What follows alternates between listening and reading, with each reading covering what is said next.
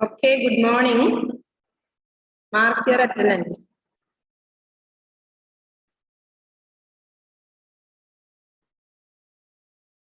So, 7th lesson ആണ് വേടന്റെ ധർമ്മോപദേശം അല്ലേ? നമ്മൾ ധർമ്മത്തെ കുറിച്ച് പറയുന്നത് നല്ല കാര്യങ്ങൾ ചെയ്യുന്നതാണ് ധർമ്മം. അധർമ്മം മോശം കാര്യങ്ങളാണ്. അതുകൊണ്ട് എല്ലാവരും എന്ത് ചെയ്യുക? ധർമ്മത്തിൽ മാത്രം മുമ്പോട്ട് പോവുക അല്ലെ?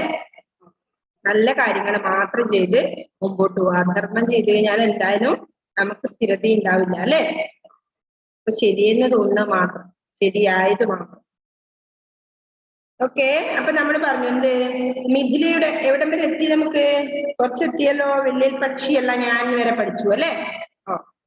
മിഥിലയുടെ സമീപത്തുള്ള ഒരു ജനപദം, അവിടെ ഒരു വൃക്ഷത്തണലിലിരുന്ന് വേദമന്ത്രങ്ങൾ ഉരുവിടുകയായിരുന്നു കൗശികൻ. തപസ്വിയും പണ്ഡിതനുമായിരുന്നു അദ്ദേഹം. പെട്ടെന്നാണ് ഒരു വെള്ളിൽ പക്ഷി ആ വൃക്ഷത്തിൽ പറന്നു വന്നിരുന്നത്. ഇരുന്ന ഉടനെ അത് കാഷ്ടിച്ചു. കാഷ്ടം മഹർഷിയുടെ തലയിലാണ് വന്നു വീണത്. കൗശികൻ ക്രുദ്ധനായി. അദ്ദേഹം മെഴികൾ ഉയർത്തി പക്ഷിയെ നോക്കി. തപോധനായ ആ ബ്രാഹ്മണന്റെ പൊള്ളുന്ന നോട്ടത്തിൽ പക്ഷി ദഹിച്ചു ചാമ്പലായി താഴെ വീണു. തന്റെ കോപാഗ്നിയിൽ പക്ഷി എരിഞ്ഞടങ്ങി വീണത് കൗശികനെ വല്ലാതെ ദുഃഖിപ്പിച്ചു. ഈ ദുഃഖത്തോടു കൂടിയാണ് അന്ന് അദ്ദേഹം ഭിക്ഷ തേടാൻ പുറപ്പെട്ടത്. അദ്ദേഹം ഭിക്ഷ തേടിയന്റെ വീട്ടിൽ ഗൃഹനായിക മാത്രമേ അപ്പോഴുണ്ടായിരുന്നുള്ളൂ. ആഗതനായ ബ്രാഹ്മണനെ കണ്ട് ആ വീട്ടമ്മ അദ്ദേഹത്തിന് ഭിക്ഷ നൽകാനായി ഒരു പാത്രം എടുത്ത് കഴുകി വൃത്തിയാക്കി. ഈ സമയത്താണ് അവളുടെ ഭർത്താവ് വിശന്നു പറഞ്ഞ് വീട്ടിലെത്തിയത്. അതോടെ അവളുടെ ശ്രദ്ധ മുഴുവൻ ഭർത്താവിനായി. ബ്രാഹ്മണനെ അവിടെ നിർത്തിയിട്ട് അവൾ ഭർത്താവിനെ ശുശ്രൂഷിക്കുന്നതിനും ഭക്ഷണം നൽകുന്നതിനുമായി അകത്തേക്ക് പോയി. അതോടെ അവൾ ഭിക്ഷയ്ക്കായി വെളിയിൽ കാത്തു നിൽക്കുന്ന ബ്രാഹ്മണന്റെ കാര്യം മറന്നു. കുറെ കഴിഞ്ഞാണ് അവൾക്ക് അക്കാര്യം ഓർമ്മ വന്നത്. അപ്പോൾ ഭിക്ഷയുമായി അവൾ ബ്രാഹ്മണന്റെ പക്കൽ ഓടിയെത്തി. എങ്കിലും തന്നോട് കാട്ടിയ ഈ അവഹേളനം കൗശികൻ തീരെ സഹിച്ചില്ല. അദ്ദേഹത്തിന്റെ ക്രോധം ജ്വലിച്ചു. ഇത് കണ്ട ആ ഗൃഹനായിക പറഞ്ഞു, അങ്ങ് കോപിക്കുന്നത് ശരിയല്ല. ഒരു സ്ത്രീയുടെ പ്രധാന ധർമ്മം ഭർത്തൃ ശുശ്രൂഷയാണ്. എന്റെ ധർമ്മം അനുസരിച്ചാൽ അങ്ങ് കോപിക്കുന്നത് ശരിയല്ല. വൃക്ഷത്തിലിരുന്ന വെള്ളിൽ പക്ഷിയല്ല ഞാൻ അല്ലെ? വൃക്ഷത്തിലിരുന്ന വെള്ളിൽ പക്ഷിയല്ല ഞാൻ. അപ്പോ സ്വാഭാവികമായും കൗശികൻ എന്ത് ചെയ്യും? ഞെട്ടും. എന്തുകൊണ്ടാ? ഈ സ്ത്രീ ഇതെങ്ങനെ അറിഞ്ഞു എന്നാലോചിച്ചിട്ട് അല്ലെ? മറ്റാരും അറിയാത്ത, അതാ പറഞ്ഞ മറ്റാരും അറിയാത്ത ഈ വസ്തുത ആ സ്ത്രീയിൽ നിന്ന് കേട്ടപ്പോൾ കൗശികൻ അമ്പരന്നു പോയി അല്ലെ? ബ്രാഹ്മണനാണെങ്കിലും ധർമ്മത്തിന്റെ വിവിധ വശങ്ങളെ കുറിച്ച് കൗശികൻ വേണ്ടവണ്ണം ഗ്രഹിച്ചിട്ടില്ലെന്ന് ആ സാധി എന്താ സാധി? അപാവം സ്ത്രീ അല്ലേ? സാധു സ്ത്രീ അഭിപ്രായപ്പെട്ടു. അതിനാൽ മിഥിലാപുരിയിൽ മാംസവിക്രയം ചെയ്യുന്ന ഒരു വേടനുണ്ടെന്നും ധർമ്മവ്യാധൻ എന്നറിയപ്പെടുന്ന ആ മഹാത്മാവിനെ ചെന്നുകണ്ട് ധർമ്മത്തിന്റെ വിവിധ വശങ്ങളെ പറ്റി പഠിക്കണമെന്നും ഉപദേശിച്ചു. അഹങ്കാരം അല്പവും തുടങ്ങിയ ബ്രാഹ്മണൻ അത് സമ്മതിച്ചു. ആ വേടനെ ചെന്ന് കാണാൻ തന്നെ അദ്ദേഹം ഉറച്ചു അല്ലെ? അപ്പോ ധർമ്മത്തിന്റെ വിവിധ വശങ്ങളെ പറ്റി ഒന്നും ഈ ബ്രാഹ്മണന് അറിയില്ല എന്ന സ്ത്രീക്ക് ബോധ്യപ്പെട്ടു. എന്തുകൊണ്ടാ? ഒരു പക്ഷി അങ്ങനെ ചെയ്യുമ്പോൾ തന്നെ അതിനെ എന്തായി? അതിനെ ചാമ്പലാക്കി. അതുകൂടാതെ ആ ഭിക്ഷക്ക് വീട്ടിലെത്തിയ സമയം അവരുടെ ഭർത്താവ് ഒന്നുകൊണ്ട് കുറച്ച് ശ്രദ്ധിക്കപ്പെട്ടില്ല എന്ന് തോന്നുമ്പോൾ എന്ത് ചെയ്തു? അദ്ദേഹത്തിന് കോപം വന്നു. അതൊക്കെയാണ്. അപ്പോ പെട്ടെന്ന് ദേഷ്യം വരുന്നവരൊന്നും എന്താണ്? ധർമ്മമുള്ളവരെന്താ കേട്ടോ? എല്ലാറ്റിനും ക്ഷമാപൂർവം മുമ്പോട്ട് കൊണ്ട് നടക്കുന്നവരാണ് ശരിക്കുള്ള ധർമ്മം അറിയുന്ന ആളല്ലേ? അതാണ് ഒന്ന് അതിന്റെ. അപ്പോ ക്ഷമയാണ് നമ്മുടെ ഏറ്റവും വലിയ ആയുധം അല്ലെ? ക്ഷമിക്കാൻ നമ്മൾ പഠിച്ചു കഴിഞ്ഞാല് നമുക്ക് ഒന്നിനും ആരെയും പേടിക്കേണ്ട ആവശ്യമില്ല അല്ലെ? എന്ത് കണ്ടാലും നമ്മള് ക്ഷമിക്കുക. ജീവിതത്തിൽ അങ്ങോളം. ഓക്കെ, അപ്പോ അതുകൊണ്ട് തന്നെ ആ സാധി എന്ത് പറഞ്ഞു? ധർമ്മത്തിന്റെ വിവിധ വശങ്ങളെ പറ്റി അറിയാൻ വേണ്ടിയിട്ട് മിഥിലാപുരിയിൽ മാംസവിക്രയം നടത്തുന്ന മാംസവിക്രയം എന്ന് പറഞ്ഞാൽ എന്താണ്? മാംസം വിക്രയം ചെയ്യുന്ന, വിൽപ്പന ചെയ്യുന്ന അല്ലെ?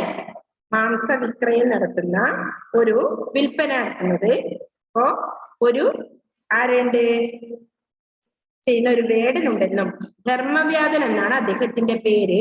ആ മഹാത്മാവിനെ ചെന്ന് കണ്ട് ധർമ്മത്തിന്റെ വിവിധ വശങ്ങളെ പറ്റി പഠിക്കണമെന്നും ആര്? സാധി ഈ ബ്രാഹ്മണനോട് ഉപദേശിച്ചു. അതായത് കൗശികനോട്.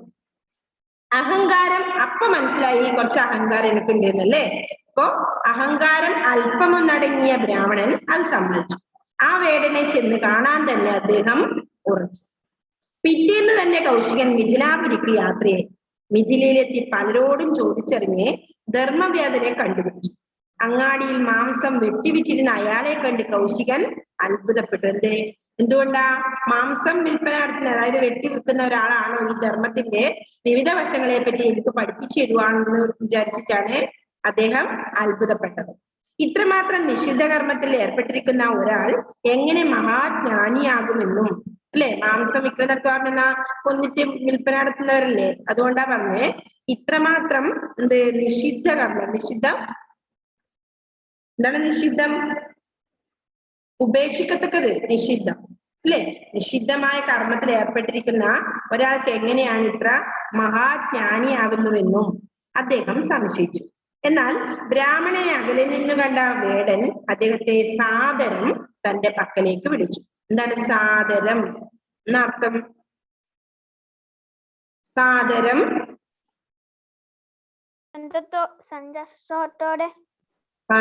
സാദരം എന്ന് പറഞ്ഞു കഴിഞ്ഞാൽ സന്തോഷാണോ? ആദരപൂർവം അല്ലെ, അതായത് ആദരവോടുകൂടി. സാദരം ആദരവോടുകൂടി അല്ലെ. സന്തോഷം സന്തോഷത്തോടു കൂടി. പിന്നെയോ വിനയം വിനയത്തോടു കൂടി, വിനയപൂർവം എന്നാണ് അർത്ഥം വരിക കേട്ടോ. ആദരം ഇല്ലേ. അപ്പൊ സാദരം എന്ന് പറഞ്ഞാൽ എന്താ? ആദരവോട് കൂടി. സാദരം തന്റെ പക്കലേക്ക്, തന്റെ അടുത്തേക്ക്, സമീപത്തേക്ക് വിളിച്ചു. ആ പതിവ്രതയുടെ ഉപദേശപ്രകാരം എന്നെ കാണാൻ വന്നതല്ലേ എന്ന ചോദ്യം കൂടി കേട്ടപ്പോൾ കൗശികൻ അത്ഭുതം ഇരട്ടിച്ചു അല്ലെ. ആ പതിവ്രതയുടെ ഉപദേശം കേട്ടിട്ടല്ലേ എന്റെ അടുത്ത് എന്നെ കാണാൻ വന്നത് എന്ന് ആ ധർമ്മവ്യാധനും ചോദിച്ചു. അപ്പൊ ഇദ്ദേഹത്തിന് ആദ്യം അത്ഭുതം ഉണ്ടായി എന്നാ പറഞ്ഞത്. അപ്പൊ ആദ്യം ഉണ്ടായിരുന്ന ഒരു അത്ഭുതം രണ്ടാമതും വന്നുകൊണ്ടാ പറഞ്ഞേ അത്ഭുതം ഇരട്ടിച്ചു. ഇതെന്ത് അത്ഭുതം? നീചകർമ്മിയാണെങ്കിലും ഇയാൾ ദിവ്യൻ തന്നെ. കൗശികൻ ചിന്തിച്ചു. വ്യാപാരമെല്ലാം കഴിഞ്ഞു വേടൻ ബ്രാഹ്മണനെയും കൂട്ടി തന്റെ ഗൃഹത്തിലെത്തി. ഗൃഹം എന്താ അർത്ഥം മക്കളെ? ഗൃഹം വീട്. അതിഥി പൂജകളെല്ലാം കഴിഞ്ഞ് അവർ സംഭാഷണം ആരംഭിച്ചു. അപ്പൊ നമ്മുടെ വീട്ടിലേക്ക് ഒരാൾ അതിഥിയായിട്ട് വന്നാൽ നമ്മൾ എന്ത് ചെയ്യും? അവരെ സൽക്കരിക്കില്ലേ വേണ്ട വിധത്തില്. ഓക്കെ, അതാണ് പറഞ്ഞ അതിഥി പൂജകളെല്ലാം കഴിഞ്ഞ് അവർ സംഭാഷണം ആരംഭിച്ചു. ധർമ്മത്തെ പറ്റിയും ആചാര മര്യാദകളെ പറ്റിയും അഹിംസയെ പറ്റിയും അവർ വിശദമായി സംസാരിച്ചു. എന്തൊക്കെയാ സംസാരിച്ചേ? ധർമ്മത്തെ പറ്റി പറഞ്ഞു, ആചാര മര്യാദകൾ, നമ്മള് ആരെയും മുതിർന്നവരെ എങ്ങനെ കാണണം, എങ്ങനെ സ്നേഹിക്കണം എന്നൊക്കെയുള്ള ആചാര മര്യാദകള്. നമ്മൾ ഒരാളെ കാണുമ്പോൾ എങ്ങനെയാ നമ്മള് അച്ഛനമ്മമാരെയൊക്കെ സ്നേഹിക്കണ്ടേ? അതൊക്കെയാണ് ആചാര മര്യാദകൾ. പിന്നെ ഒരു മുതിർന്നവരെ കാണുമ്പോൾ എഴുന്നേൽക്കണം, ഇങ്ങനത്തെയൊക്കെ കാര്യങ്ങളുണ്ട് കേട്ടോ. അഹിംസയെ പറ്റി. എന്താ അഹിംസ? ഒരു ജീവിയെ ഉപദ്രവിക്കാതിരിക്കുക. നമ്മൾ പഠിച്ചിട്ടില്ലേ ശ്രീബന്ധന്റെ പാഠം കഴിഞ്ഞ ക്ലാസ്സില്? അഹിംസ, ഹിംസിക്കാതിരിക്കുക അല്ലെ. ഹിംസ ഓപ്പോസിറ്റ് അഹിംസ. അഹിംസയെ പറ്റും അവർ വിശദമായി സംസാരിച്ചു. ഒടുവിൽ ധർമ്മവ്യാധൻ കൗശികനെ തന്റെ വീട്ടിനകത്തേക്ക് കൊണ്ടുപോയി തന്റെ മാതാപിതാക്കളെ കാണിച്ചു കൊടുത്തു. പുത്രനിൽ നിന്ന്, അതാണ് പ്രത്യേക പോയിന്റ് കേട്ടോ, പുത്രനിൽ നിന്ന് എല്ലാ പൂജകളും ഏറ്റുവാങ്ങി സന്തുഷ്ടരായി കഴിയുകയായിരുന്നു അവർ അല്ലെ. അപ്പൊ ധർമ്മവ്യാധൻ എന്താണ്? അവരുടെ മാതാപിതാക്കളെ നല്ല സുഖമായി നോക്കുന്നുണ്ടായിരുന്നു അല്ലെ, ശ്രദ്ധിക്കുന്നുണ്ടായിരുന്നു. പുത്രനിൽ നിന്ന് എല്ലാ പൂജകളും ഏറ്റുവാങ്ങി സന്തുഷ്ടരായി കഴിയുകയായിരുന്നു അവർ. വേടന്റെ സർവ ഐശ്വര്യത്തിനും നിദാനം കാരണം അല്ലെ. നിദാനം അവരുടെ അനുഗ്രഹമായിരുന്നു. അപ്പോ അച്ഛനമ്മമാരുടെ അനുഗ്രഹമായിരുന്നു ധർമ്മവ്യാധന്റെ സർവ ഐശ്വര്യങ്ങൾക്കും കാരണമെന്ന് ആർക്ക് മനസ്സിലായി? കൗശികന് അല്ലെ. ധർമ്മത്തെ പറ്റിയൊക്കെ അദ്ദേഹത്തിന് അവിടെ തന്നെ മനസ്സിലായി. പിന്നെന്താ പറഞ്ഞേ? അവരായിരുന്നു അയാളുടെ കണ്ട ദൈവങ്ങൾ അല്ലെ. മാതാ പിതാ ഗുരു ദൈവം എന്നാ പറയുക. മാതാവും പിതാവും ഗുരുവും കഴിഞ്ഞിട്ടാണല്ലേ ദൈവം. അപ്പൊ അതാണ് പറഞ്ഞത്, അവരുടെ കണ്ട ദൈവം ആരായിരുന്നു? ധർമ്മവ്യാധന്റെ കണ്ട ദൈവമായിരുന്നു ആര്? തന്റെ മാതാപിതാക്കള്. അപ്പൊ നിങ്ങൾക്ക് ഇതിൽ നിന്ന് എന്താണ് മനസ്സിലാവുന്ന മക്കളെ ഈ പാഠത്തിന്? ഈ ഓരോ പാഠങ്ങളും നമ്മളിപ്പോ ഓരോ കഥ പഠിക്കുന്നല്ലേ. ഇംഗ്ലീഷിലായാലും ഓരോ സ്റ്റോറി പഠിക്കും, മലയാളത്തിലായാലും. നിങ്ങൾ ഇതെല്ലാം പഠിപ്പിക്കുന്ന എന്തിനാ? കുറെ ക്വസ്റ്റ്യൻസ് പഠിപ്പിക്കുക, അതിന്റെ എക്സാം എഴുതുക, അതിൽ വിജയിക്കുക മാത്രമല്ല കേട്ടോ. കുറെ ഗുണപാഠങ്ങൾ നമ്മൾ പഠിക്കുന്നുണ്ട്. ഓരോ പാഠത്തിൽ നിന്നും ഓരോ മോറൽ സ്റ്റോറി നമുക്ക് കിട്ടുന്നുണ്ട് അല്ലേ? അപ്പൊ എന്താണ് ഇന്ന് നമ്മൾ മനസ്സിലാക്കിയത്? ധർമ്മവ്യാധന്റെ കൺകണ്ട ദൈവങ്ങൾ അദ്ദേഹത്തിന്റെ മാതാപിതാക്കളാണെന്ന് പറഞ്ഞു അല്ലെ. അവരെ എന്താ പറഞ്ഞേ? വേടന്റെ സർവ്വ ഐശ്വര്യങ്ങൾക്ക് പ്രധാനം എന്താണ്? അവരുടെ അനുഗ്രഹം. ആരുടെ? മാതാപിതാക്കളുടെ. എന്തുകൊണ്ടാ മാതാപിതാക്കളുടെ അനുഗ്രഹം കിട്ടിയത്? പുത്രൻ എന്താ പറഞ്ഞേ? പുത്രനിൽ നിന്ന് എല്ലാ പൂജകളും ഏറ്റുവാങ്ങി സന്തുഷ്ടരായി കഴിയുകയായിരുന്നു അവർ. ധർമ്മവ്യാധ മാതാപിതാക്കളെ നല്ലതുപോലെ ശ്രദ്ധിക്കുന്നുണ്ടായിരുന്നു അല്ലെ. അനാഥാലയത്തിലേക്കോ വൃദ്ധസദനത്തിലേക്കോ ഒന്നും കൊണ്ടാക്കിയില്ല പ്രായമായ അച്ഛനമ്മമാരെ. എന്ത് ചെയ്തു? നല്ലതുപോലെ നോക്കുന്നുണ്ടായിരുന്നു. അപ്പൊ അത് കണ്ടാണ് നമ്മുടെ മക്കളും പഠിക്കുക അല്ലെ. നമ്മുടെ അച്ഛനമ്മമാരെ നമ്മൾ എങ്ങനെ ശ്രദ്ധിക്കുന്നുവോ അത് കണ്ടാണ് നമ്മുടെ മക്കൾ നമ്മളെ നോക്കുന്നത് അല്ലെ. അപ്പൊ എന്ത് ചെയ്യാ നമുക്ക് ഇപ്പൊ നിങ്ങളിപ്പോ നോക്കാനൊന്നും ആയില്ല, പക്ഷെ ഞങ്ങള് അച്ഛനമ്മമാര് പറയുന്നൊക്കെ അനുസരിച്ച് മുമ്പോട്ട് പോവുക നല്ല മക്കളായിട്ട്.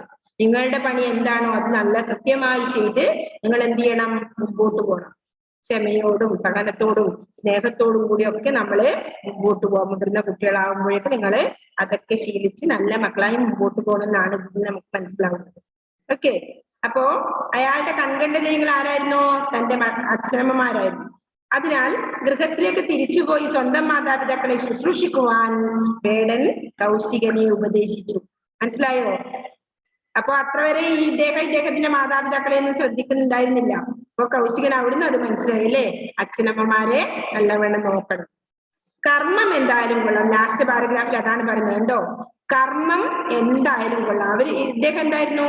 മാംസം ക്രയവിക്രയം ചെയ്യുന്ന ആളായിരുന്നു അല്ലെ വേടൻ, നമ്മുടെ ധർമ്മവ്യാധൻ. പക്ഷെ അദ്ദേഹം എന്തായിരുന്നു? ധർമ്മത്തിൽ അധിഷ്ഠിതമായിട്ടാണ് ജീവിച്ചിരുന്നത് അല്ലെ. അതാ പറഞ്ഞത്, കർമ്മം എന്തായാലും കൊള്ളാം, സ്വന്തം പ്രവൃത്തികൾ കളങ്കമില്ലാത്തതായിരിക്കണം എന്നായിരുന്നു ആ വ്യാധന്റെ ഉറച്ച വിശ്വാസം. ജീവിതത്തിൽ അയാൾ ഏറെ സന്തുഷ്ടനായിരുന്നു. അതുപോലെ സന്തുഷ്ടിയുള്ള ഒരു ജീവിതപാത കണ്ടെത്തിയാലേ തന്റെ മനസ്സിന് ശാന്തിയും സമാധാനവും കൈവരൂ എന്ന് കൗശികന് ബോധ്യപ്പെട്ടു അല്ലേ.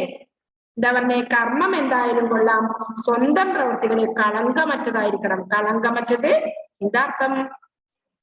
കളങ്കം നിഷ്കളങ്കർ എന്ന് പറഞ്ഞാരാ? കുട്ടികളൊക്കെ നിഷ്കളങ്കരായിരിക്കും നമ്മ പറയാറുണ്ട്. എന്ത്? കളങ്കമില്ലാത്തവരാണ് നിഷ്കളങ്കർ, തെറ്റ് ചെയ്യാത്തവർ അല്ലെ. കുട്ടികൾക്കൊന്നും അല്ല, അവർ തെറ്റൊന്നും ചെയ്ത നിഷ്കളങ്കരായിരിക്കും. അപ്പൊ കളങ്കം എന്ന് പറഞ്ഞാൽ തെറ്റ് എന്നാണ് അർത്ഥം അല്ലെ. കളങ്കമില്ലാത്തായിരിക്കണം. അപ്പൊ നമ്മൾ എന്ത് പ്രവൃത്തി ചെയ്താലും കൊള്ളാം അല്ലെ. ഏത് പ്രവൃത്തിക്കും അതിൻ്റെതായ മാന്യതയുണ്ട്. നമ്മൾ ഏത് തൊഴിൽ ചെയ്യുമ്പോ അതിൻ്റെതായ മാന്യതയുണ്ട്. പക്ഷെ നമ്മൾ എന്ത് ചെയ്യണം? നമ്മളെ പ്രവർത്തികള് കളങ്കമറ്റതായിരിക്കണം, തെറ്റ് നിറഞ്ഞതായിരിക്കാൻ പാടില്ല അല്ലെ. അതാ പറഞ്ഞത്. എന്നായിരുന്നു ആ വേദന്റെ ഉറച്ച വിശ്വാസം. ജീവിതത്തിൽ അയാൾ ഏറെ അതുകൊണ്ട് തന്നെ, എന്തുകൊണ്ടാ? കളങ്കമറ്റ പ്രവർത്തികൾ ചെയ്തുകൊണ്ട് തന്നെ അദ്ദേഹം എന്തായിരുന്നു? സന്തുഷ്ടനായിരുന്നു ഏറെ. ജീവിതത്തില് ഒരു ടെൻഷനും ഉണ്ടായിരുന്നില്ല. എന്തുകൊണ്ടാ? അന്നൊന്ന് പണിയെടുത്താലും കുഴപ്പമില്ല, നല്ല രീതിയിലായിരുന്നു ഞാൻ ജീവിച്ചത്, ആരെയും ഒന്നും ചെയ്തിട്ടില്ല, ഞാൻ ഒരു തെറ്റും ജീവിതത്തിൽ ചെയ്തിട്ടില്ല എന്നുള്ള ഉറച്ച വിശ്വാസം അദ്ദേഹത്തിന് ഉണ്ടായിരുന്നു. അതുകൊണ്ട് തന്നെ ധർമ്മവ്യാധൻ ജീവിതത്തില് സന്തുഷ്ടനായിരുന്നു. അതുപോലെ സന്തുഷ്ടിയുള്ള ഒരു ജീവിതപാത. അപ്പൊ കൗശികൻ അവിടുന്ന് എന്ത് മനസ്സിലായി?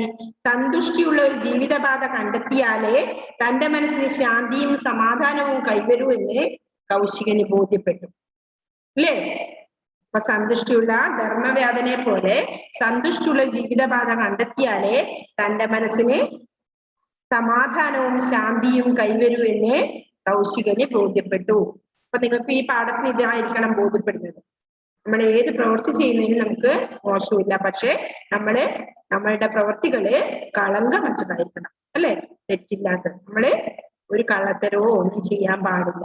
നല്ല മക്കളായി നിഷ്കളങ്കരായി മുമ്പോട്ട് പോകും ജീവിതത്തിൽ അങ്ങോളം. ഓക്കെ, അതാണ് ഇവിടെ പറഞ്ഞത്. നമ്മുടെ ഈ ഒരു സ്റ്റോറിന്ന്, വേടന്റെ ധർമ്മോപദേശം ഈ സ്റ്റോറിന്ന് നമുക്ക് ലഭിക്കേണ്ട മോറൽ.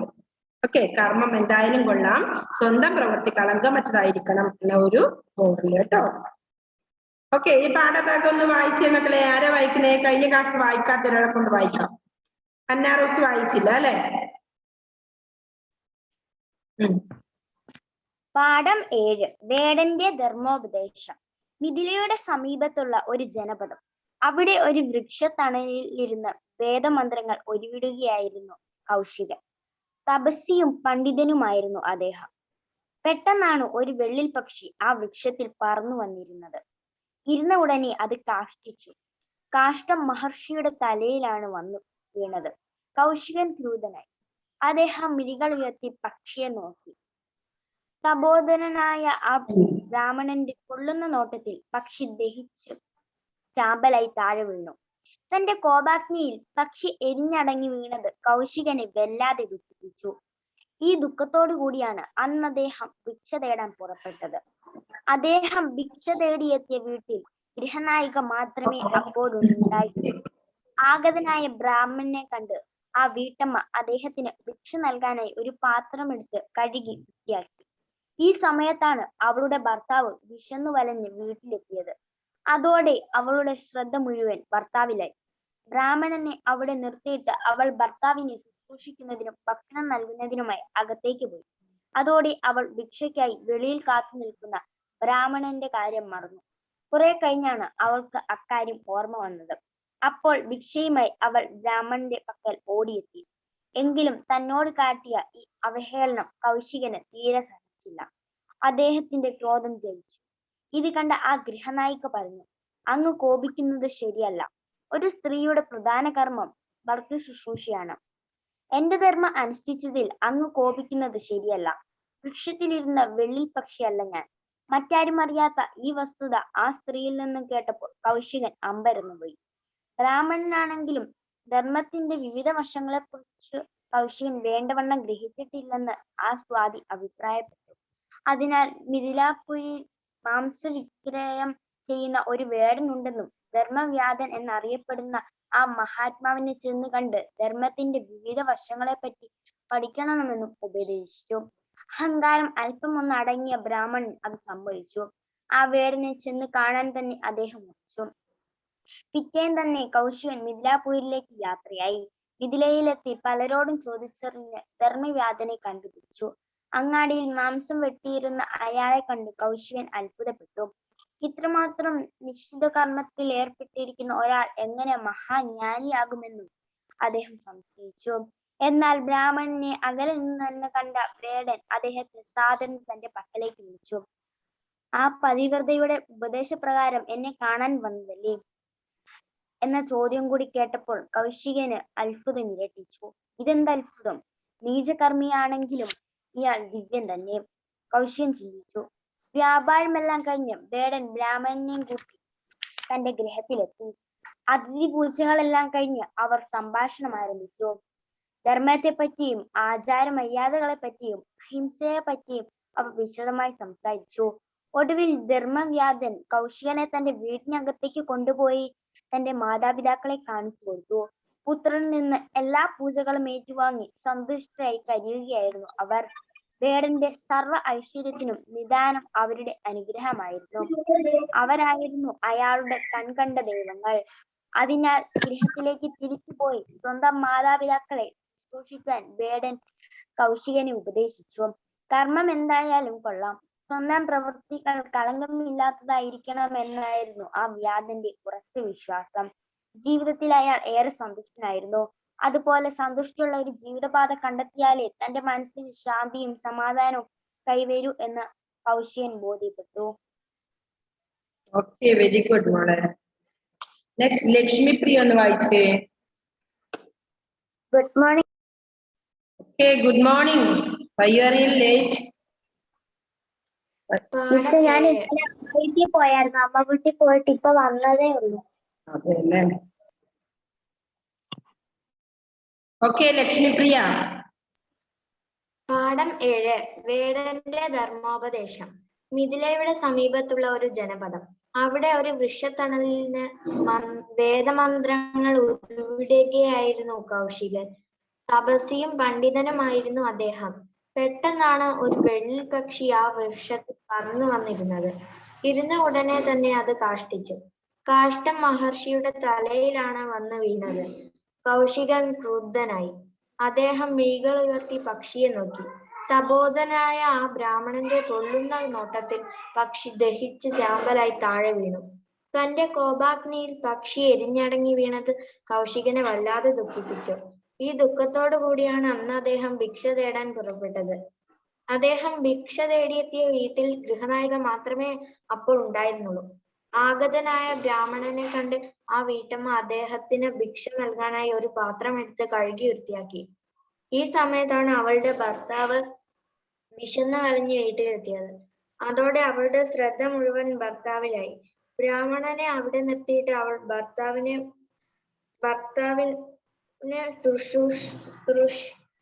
ശുശ്രൂഷിക്കുന്നതിനും ഭക്ഷണം നൽകുന്നതിനുമായി അകത്തേക്ക് പോയി. അതോടെ അവൾ ഭിക്ഷയ്ക്കായി വെളിയിൽ കാത്തു നിൽക്കുന്ന ബ്രാഹ്മണന്റെ കാര്യം മറന്നു.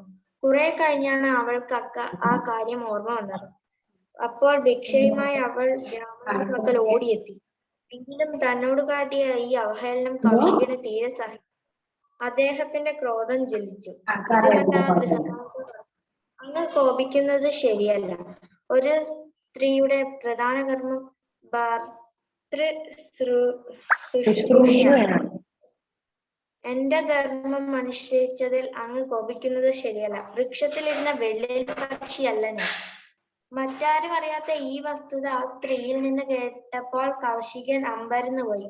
ബ്രാഹ്മണനാണെങ്കിലും ധർമ്മത്തിന്റെ വിവിധ വശങ്ങളെ കുറിച്ച് കൗശികൻ വേണ്ടവണ്ണം ഗ്രഹിച്ചിട്ടില്ലെന്ന് ആ സാധ്വി അഭിപ്രായപ്പെട്ടു.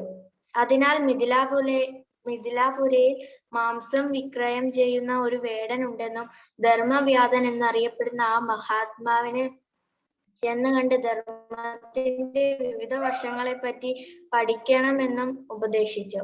അഹങ്കാരം അല്പം ഒന്നടങ്ങിയ ബ്രാഹ്മണൻ അത് സമ്മതിച്ചു. ആ വേടനെ ചെന്നു കാണാൻ തന്നെ അദ്ദേഹം ഉറച്ചു. പിറ്റേന്ന് തന്നെ കൗശികൻ മിഥിലാപുരിക്ക് യാത്രയായി. മിഥിലയിലെത്തി പലരോടും ചോദിച്ചറിഞ്ഞ് ധർമ്മവ്യാധനെ കണ്ടുപിടിച്ചു. അങ്ങാടിയിൽ മാംസം വിറ്റിരുന്ന അയാളെ കണ്ട് കൗശികൻ അത്ഭുതപ്പെട്ടു. ഇത്രമാത്രം നിഷിദ്ധ കർമ്മത്തിൽ ഏർപ്പെട്ടിരിക്കുന്ന ഒരാൾ എങ്ങനെ മഹാജ്ഞാനിയാകുമെന്ന് അദ്ദേഹം സംശയിച്ചു. എന്നാൽ ബ്രാഹ്മണനെ അകലെ നിന്ന് തന്നെ കണ്ട വേടൻ അദ്ദേഹത്തെ സാദരം തന്റെ പക്കലേക്ക് വിളിച്ചു.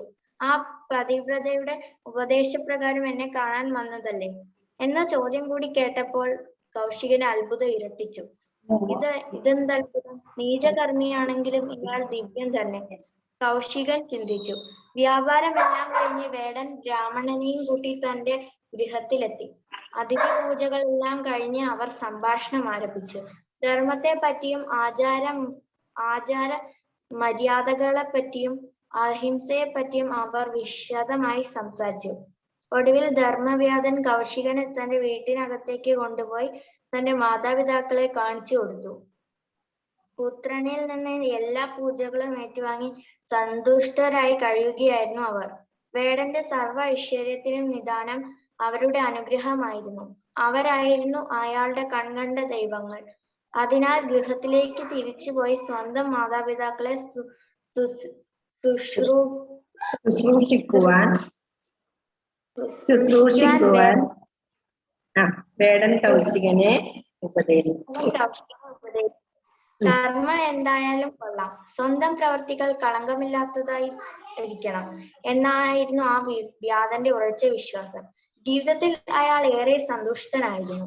അതുപോലെ സന്തുഷ്ടിയുള്ള ഒരു ജീവിതപാത കണ്ടെത്തിയാലേ തന്റെ മനസ്സിന് ശാന്തിയും സമാധാനവും കൈവരൂ എന്ന് കൗശികന് ബോധ്യപ്പെട്ടു. Okay, very good. Next Sai Krishna. Angel കഴിഞ്ഞ ക്ലാസ്സിൽ വായിച്ചല്ലേ? പാഠം 7 വേടന്റെ ധർമ്മോപദേശം. മിഥിലയുടെ സമീപത്തുള്ള ഒരു ജനപദം. അവിടെ ഒരു വൃക്ഷത്തണലിൽ വേദമന്ത്രങ്ങൾ ഉരുവിടുകയായിരുന്നു കൗശികൻ. തപസ്വിയും പണ്ഡിതനുമായിരുന്നു അദ്ദേഹം. പെട്ടെന്നാണ് ഒരു വെള്ളിൽ പക്ഷി ആ വൃക്ഷത്തിൽ പറന്നു വന്നിരുന്നത്. ഇരുന്ന ഉടനെ അത് കാഷ്ടിച്ചു. കാഷ്ടം മഹർഷിയുടെ തലയിലാണ് വന്നു വീണത്. കൗശികൻ ക്രുദ്ധനായി ഉയർത്തി പക്ഷിയെ നോക്കി തപോധനായ ആ ബ്രാഹ്മണന്റെ പൊള്ളുന്ന നോട്ടത്തിൽ പക്ഷി ദഹിച്ചു ചാമ്പലായി താഴെ വീണു. തന്റെ കോപത്തിൽ പക്ഷി എരിഞ്ഞടിഞ്ഞ് വീണത് കൗശികന് വല്ലാതെ ദുഃഖിപ്പിച്ചു. ഈ ദുഃഖത്തോടെ കൂടിയാണ് അന്ന് അദ്ദേഹം ഭിക്ഷ തേടാൻ പുറപ്പെട്ടത്. അദ്ദേഹം ഭിക്ഷ തേടിയെത്തിയ വീട്ടിൽ ഗൃഹനായിക മാത്രമേ അപ്പോൾ ഉണ്ടായിരുന്നുള്ളൂ. ആഗതനായ ബ്രാഹ്മണനെ കണ്ട് ആ വീട്ടമ്മ അദ്ദേഹത്തിന് ഭിക്ഷ നൽകാനായി ഒരു പാത്രം എടുത്ത് കഴുകി വൃത്തിയാക്കി. ഈ സമയത്താണ് അവളുടെ ഭർത്താവ് വിശന്നു വലഞ്ഞ് വീട്ടിലെത്തിയത്. അതോടെ അവളുടെ ശ്രദ്ധ മുഴുവൻ ഭർത്താവിലായി. ബ്രാഹ്മണനെ അവിടെ നിർത്തിയിട്ട് അവൾ ഭർത്താവിനെ ശുശ്രൂഷിക്കുന്നതിനും ഭക്ഷണം നൽകുന്നതിനുമായി അകത്തേക്ക് പോയി. അതോടെ അവൾ ഭിക്ഷക്കായി വെളിയിൽ നിൽക്കുന്ന ബ്രാഹ്മണന്റെ കാര്യം മറന്നു.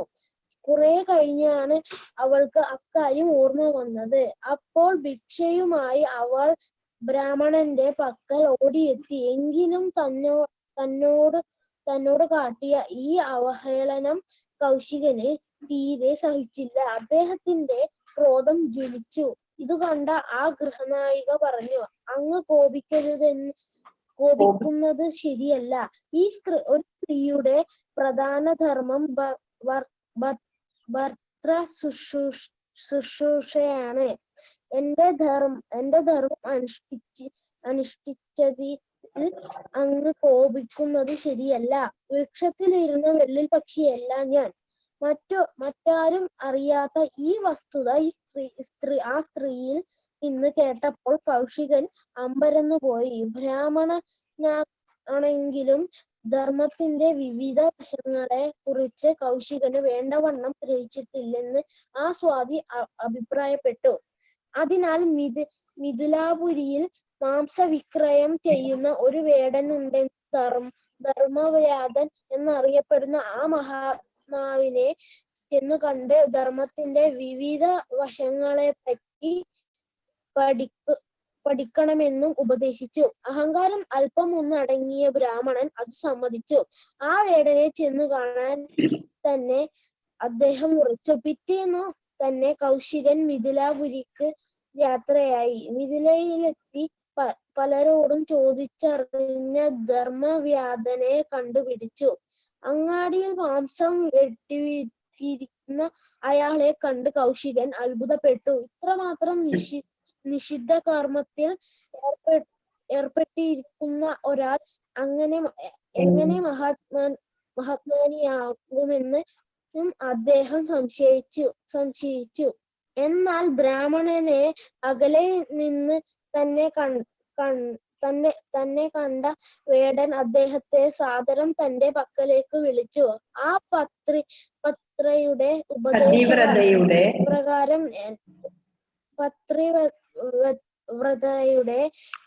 ഉപദേശപ്രകാരം എന്നെ കാണാൻ വന്നതല്ലേ എന്ന ചോദ്യം കൂടി കേട്ടപ്പോൾ കൗശികന് അത്ഭുതം ഇരട്ടിച്ചു. ഇതെന്ത് അത്ഭുതം! നീചകർമ്മിയാണെങ്കിലും ഇയാൾ ദിവ്യൻ തന്നെ, കൗശികൻ ചിന്തിച്ചു.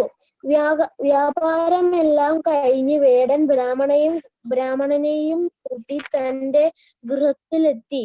അതിഥി പൂജകളെല്ലാം കഴിഞ്ഞ് അവർ സംഭാഷണം ആരംഭിച്ചു. ധർമ്മത്തെ പറ്റിയും ആചാരമര്യാദകളെ പറ്റിയും അഹിംസയെ പറ്റിയും അവർ വിശദമായി സംസാരിച്ചു. ഒടുവിൽ ധർമ്മവ്യാധൻ കൗശികനെ തന്റെ വീട്ടിനകത്ത് കൊണ്ടുപോയി തന്റെ മാതാപിതാക്കളെ കാണിച്ചു കൊടുത്തു. പുത്രനിൽ നിന്ന് എല്ലാ പൂജകളും മാറ്റുവാൻ സന്തുഷ്ടരായി കഴിയുകയായിരുന്നു അവർ. സർവ ഐശ്വര്യത്തിനും നിദാനം അവരുടെ അനുഗ്രഹമായിരുന്നു. അവരായിരുന്നു അയാളുടെ കണ്ട ദൈവങ്ങൾ. അതിനാൽ ഗൃഹത്തിലേക്ക് തിരിച്ചുപോയി സ്വന്തം മാതാപിതാക്കളെ ശുശ്രൂഷിക്കുവാൻ വേടൻ കൗശികന് ഉപദേശിച്ചു. കർമ്മം എന്തായാലും കൊള്ളാം, സ്വന്തം പ്രവർത്തികൾ കളങ്കമില്ലാത്തതായി ഇരിക്കണം എന്നായിരുന്നു ആ വ്യാധന്റെ ഉറച്ച വിശ്വാസം. ജീവിതത്തിൽ അയാൾ ഏറെ സന്തുഷ്ടനായിരുന്നു. അതുപോലെ സന്തുഷ്ടിയുള്ള ഒരു ജീവിത പാത എത്തിയാലേ തന്റെ മനസ്സിന് ശാന്തിയും സമാധാനം കൈവരൂ എന്ന് കൗശികന് ബോധ്യപ്പെട്ടു. Very good. നെക്സ്റ്റ് ആരാ വായിക്കുന്നേ? ഏബൽ. ഓക്കെ. മിലിയയുടെ സമീപത്തു ഒരു ജനപദം മിഥിലയുടെ സമീപത്തുള്ള ഒരു ജനപദം ഒരു വൃക്ഷത്തണലിൽ ഇരുന്ന് ഇരുന്ന്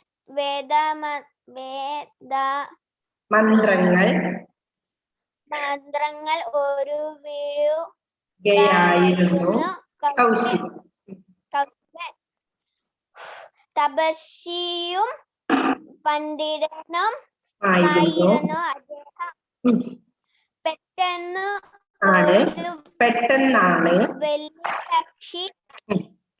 പെട്ടെന്നാണ് ഒരു വലിയ പക്ഷി ആ വൃക്ഷത്തിൽ വന്നിരുന്നത്.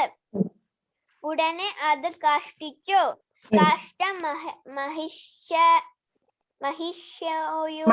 തലയിൽ വന്നു വീണത്. സൗണ്ടില്ല. മൈക്ക് എവിടെയോ മാറ്റി പിടിച്ചുവാ. ഏബലെ കേൾക്കുന്നില്ല മിസ്സിന്. പറഞ്ഞു.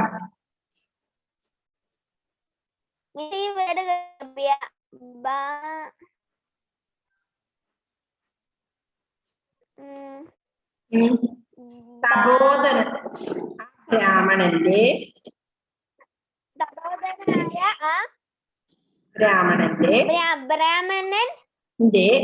പൊള്ളുന്ന നോട്ടത്തിൽ പക്ഷി ദഹിച്ചു ചാമ്പലായി താഴെ വീണു.